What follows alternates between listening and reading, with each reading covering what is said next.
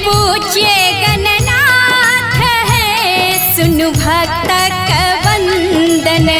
पहल पूज्य गणनाथ है, सुनु भक्त का वंदन। भक्त का वंदन सुनु भक्त का वंदन। भक्त का वंदन सुनु भक्त का वंदन।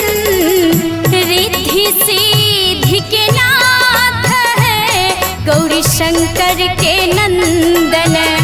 रिद्धि सिद्धि के नाथ है, गौरी शंकर के नंदन।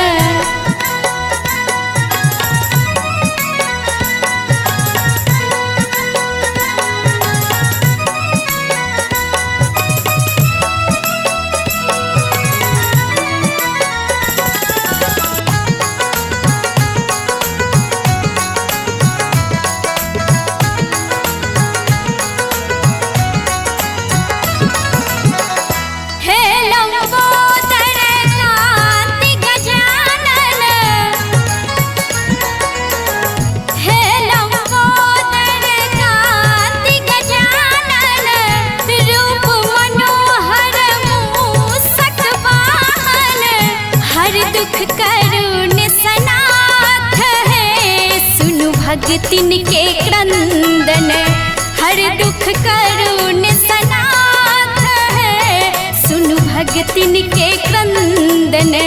पहल पूज्य गणनाथ है, सुनु भक्त का वंदन।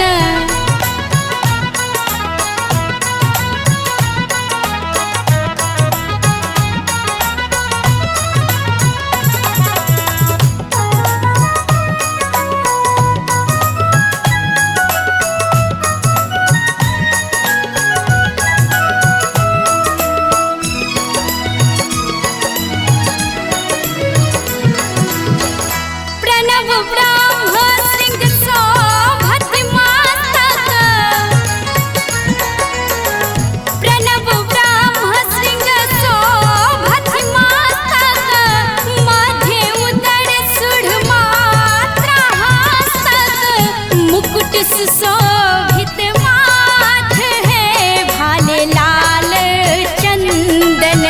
मुकुट सुशोभित माथ है, भाले लाल चंदन। पहल पूज्य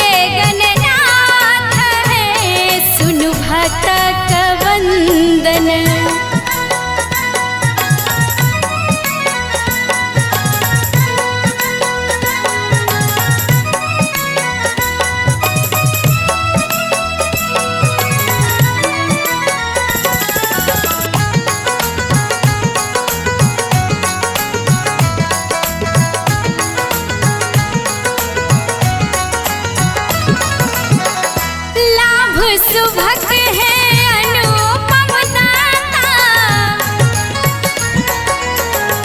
लाभ सुभग है अनुपम दाता, लड्डू भोग सजावत माता, खोलुन नयन दीनानाथ है, देखु जग तक भरल मन, खोलुन नयन दीनानाथ है, देखु जग तक भरल मन, पहल पूछे गणनाथ है, सुन भक्त का वंदन, भक्त का वंदन सुन भक्त का वंदन, भक्त का वंदन सुन भक्त का वंदन, रिद्धि सिद्धि के नाथ है, गौरी शंकर के नंदन, रिद्धि सिद्धि के नाथ है, गौरी शंकर के नंदन, रिद्धि सिद्धि के नाथ